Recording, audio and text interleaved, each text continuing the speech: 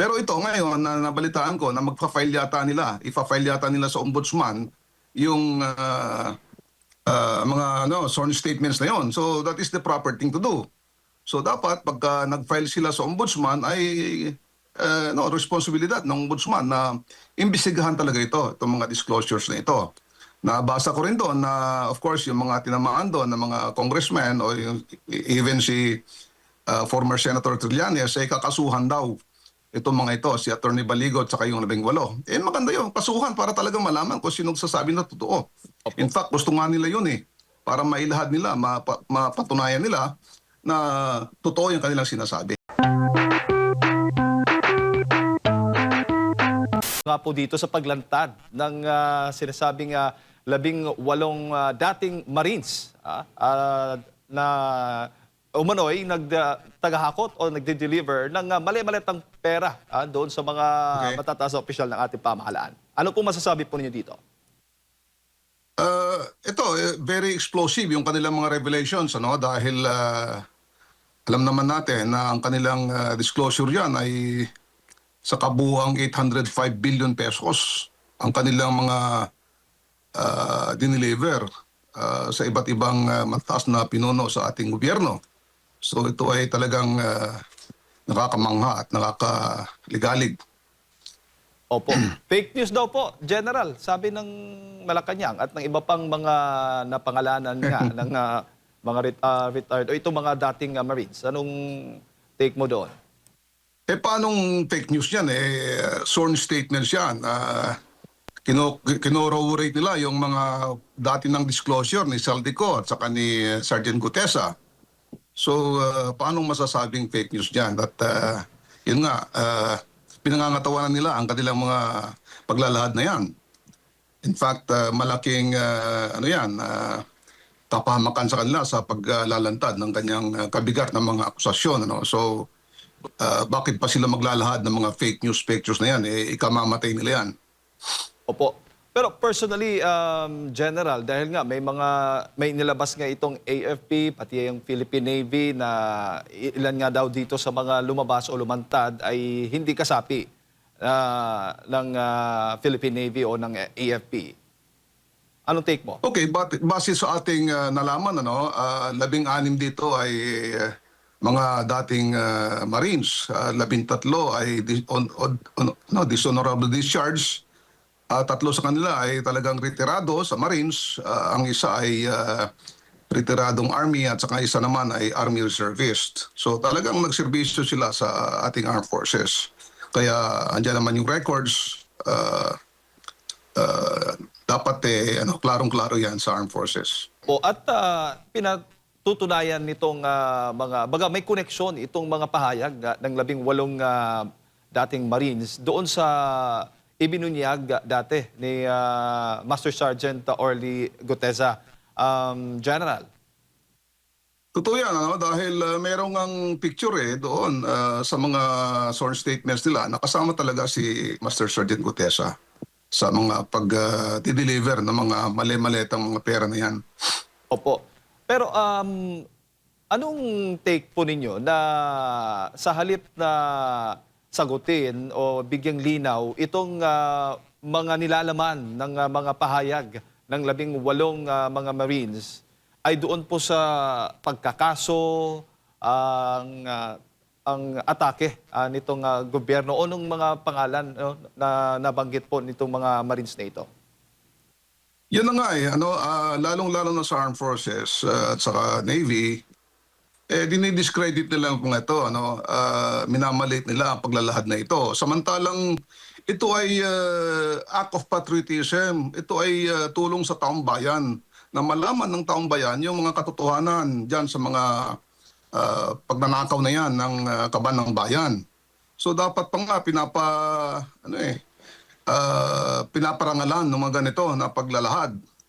Ang sinasabi nila ay marami daw sa kanila ay dishonorable discharge. Granting na tama yun, pero hindi yun dahilan para malitin mo sila kasi nagsakripisyo yung mga yan. Ibig sabihin yung paglalahad nila na yan ay nalalagay sila sa matinding of course pressure. Ano nila yan, yung kanilang karangalan. Bakit sila magsabi ng ganyan? Ikakapeligro rin ang kanilang personal na buhay, pati ang kanilang pamilya. So, ako ay naniniwala na totoo at itong mga sundalong ito, dating sundalo ay mga mararangal na mga Pilipino na nagmamalasakit, nagmamahal sa ating bayan. Opo. At yung bigat po ng kanilang mga testimonya, sa tingin mo, sapat po ito para talagang madiin itong mga nabanggit na mga pangalan? Okay, itong mga ito ay corroboration o parang pagpapatibay ng mga nakaraang mga disclosures ni Saldico, personal information, personal testimony at saka ni Master Sergeant Gutesa at saka ng mga iba pa na mga lumalabas sa media ng mga investigation, yung mga paglalahad. So talagang totoo ito na maraming maleta na i-deliver, libo-libo, billions na mga pera ng gobyerno, ng taong bayan, ang ibinigay sa mga matataas na pinuno ng gobyerno natin. So talagang hindi ikakaila yun. Opo. General, may ideya ho kayo kung nasaan na ngayon si Master Sergeant Gutesa? Wala akong personal na nalalaman. So hindi naman tayo involved dyan sa kanya. Pero base doon sa lumalabas sa media, parang nagbumaliktad yata siya doon sa kanyang unang testimonya. Ang sabi doon sa report sa media ay parang nagtatago ng kapwa Marines, pero meron ding ibang nagsasabi na tinatago ng gobyerno o whatever. Hindi ako sigurado dyan. Opo. Sa tingin mo, itong mga lumabas na mga 18 Marines ay ganun din ho ba ang kanilang sasapitin? Possible, General? Of course, kasama yung mga pananakot dyan, kasi nga, lalong-lalo na doon sa mga tinamaan ng kanilang paglalahad. Pero maganda ito dahil marami sila. Okay, hindi sila naglalan na isa o dalawa. So, dahil sa marami sila, they can actually protect themselves as a group. So, mas madali silang i-secure. Opo. Pero umaasa pa rin ho ba itong grupong ito, itong mga Marines na ito, kasama ang kanilang abogado na aaksyonan ng gobyerno, ng korte natin, itong kanilang mga reklamo? Whether action hindi dahil tinamaan sila dyan o tatamaan sila dyan. So that has to be seen in the succeeding days or weeks or months, whatever. Pero ito ngayon, nabalitaan ko na ipa-file yata nila sa ombudsman yung mga sworn statements na yon. So that is the proper thing to do. So dapat pagka nag-file sila sa ombudsman ay responsibilidad ng ombudsman na imbestigahan talaga itong mga disclosures na ito. Nabasa ko rin doon na of course yung mga tinamaan doon ng mga congressmen o even si former Senator Trillanes ay kakasuhan daw itong mga ito, si Attorney Baligo at saka yung 18. Maganda yun, kasuhan para talaga malaman kung sinong sasabi na totoo.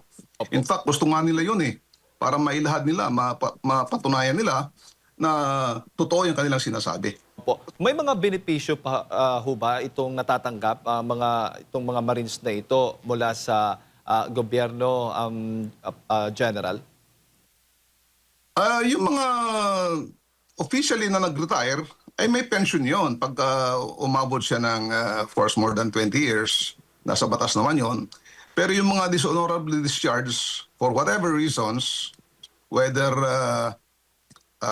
nag-awol man yan o nakapatay man yan, ay kung dishonorably discharged ay wala yung pensyon, wala yung matatanggap.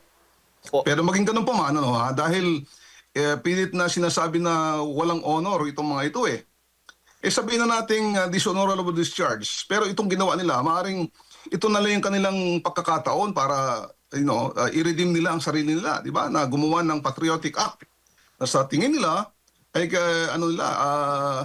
responsibility nila o patriotic duty nila na ilahad dahil para ito sa mga mamamayang Pilipino. Ngayon, nalaman ko rin na ito nga, of course, malaking security implications to So, maski na hindi pa nga daw, of course, na-ensure yung security nila, ay sila mismo ang nagsasabi na lalabas na sila. In fact, doon sa ano diyan sa Club Filipino, yung kanilang press conference, sila rin na nagsabi na dapat may flag diyan sa likod nila doon sa press conference. At saka sila rin na nagsabi nakakanta sila sa group ng Pilipinas Kung Mahal. So parang ako'y naniniwala na itong mga Pilipinong ito yung mga dating Marines o dating Army ay may pagmamahal talaga sa ating bayan.